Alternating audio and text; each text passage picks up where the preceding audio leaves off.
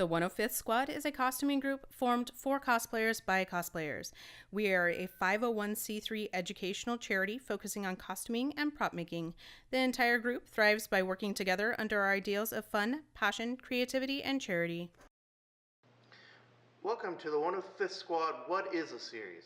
In this episode of the What Is a Series, we are answering the question, what are heat guns?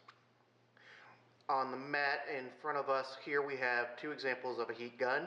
We've got a lower priced heat gun here, and then we've got more of a mid-priced heat gun here. I'll go over some of the differences, what they're used for, and I'll talk about a higher priced heat gun that I don't have an example of on the board, but I'll explain the difference between a medium priced heat gun and a more expensive heat gun. Heat guns typically are used to remove paint from wood surfaces. You can think of a heat gun as a hotter hair dryer. It is very similar in the fact that it has a heating element back here, and then here is the nozzle. This metal part right here gets really red hot. You can actually see it, and it blows extremely hot air out of the nozzle. You use it in crafting to heat up thermoplastics to make them pliable, for shaping them. Thermoplastics need a lot of heat in order to be able to work with them. So you would heat up the thermoplastics until it gets to the right consistency, which is kind of like a peanut butter consistency, and gets shiny. And then you would then use that heated up thermoplastic. You can then mold it, you can shape it, you can do whatever you need to it. You can also use it on EVA foam to close the cells on the EVA foam and attempt to seal it so that you don't have to do as much priming on it. You can use it on EVA foam if you were to cut a line in the EVA foam. You could hit it with the heat gun and it would actually open up that line and expand it. It would kind of open up like so. So you can get like battle damage and stuff on armor, or drawing a crest and then open it up and it would actually take the shape. And you can actually use it to shape EVA foam, because EVA foam, when it's heated and you shape it, say, over a round object, will actually maintain that shape when it cools down. So it will remember the shape that you put it into, and as it cools, it will set into that shape. So you would use the heat gun to kind of form your shape into whatever you want it to be.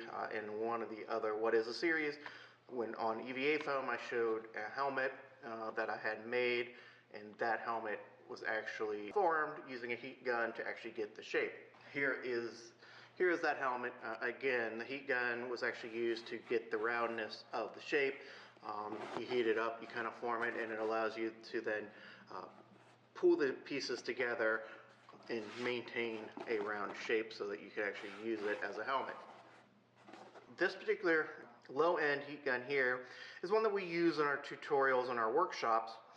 We picked this one up for about $5 on sale.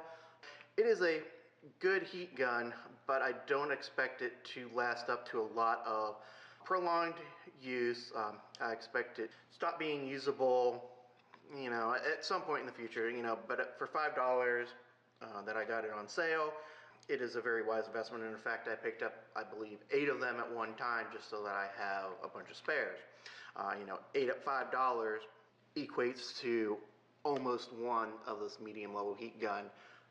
The main difference is that in this heat gun, there's an on-off switch right here, and you've got two levels, low and high, marked by a single bar and a double bar. So you have no temperature control on this. It's either low heat or high heat, so you got to be really careful when heating it so that you do not burn the thermoplastic, you do not burn the foam or anything else. These can, especially on high heat, can get hot, very hot. And then again, this metal tip can also burn flesh if you happen to touch it accidentally. One of the common things you would do is you would set the heat gun up like this. On its back it has a slot, and then you would work with your material here to heat it up, and then you could form it so that you're not having to use it by hand and have the material there and then put this down somewhere and work it. You just do it here. You can work it, you can go off to the side and then come back and work it again. This medium level heat gun differentiates the fact that it still has a medium or a low and a high setting marked by the same 1 and 2, But within that, you have this dial here that you can then rotate it and adjust the temperature. So you can make it hotter or colder based off of this. So you can dial in somewhat more precisely exactly what you want your temperature to be. Here's this dial here. You can do it up and down like that. And again, you can do the same thing. You can set it up, work with it, and whatever.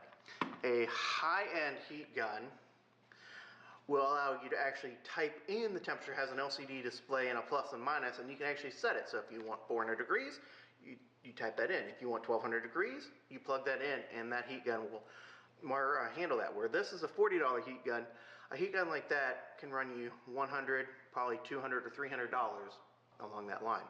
So just keep that in mind. For majority of the people, a $5 heat gun is all you need. Just be careful with it. If you take the time, or you can find it on sale like I did for this one, where I got this one for $15 on sale, you can get one that's more adjustable and will work much better for you long term. And again, either one will do the job. It's just how long they will last and how precise you can get it, kind of set that temperature. That concludes this talk on what is a heat gun. Stay tuned for the next in the series, or in the What Is a series. If you would like to see more content like this, please like this video. Consider subscribing to our channel and turn on notifications by clicking the bell icon just below this video to be alerted when new videos are published.